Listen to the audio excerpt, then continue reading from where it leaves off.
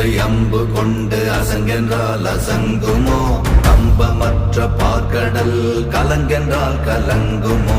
இன்பமற்ற யோகியை இருளும் வந்து அணுகுமோ?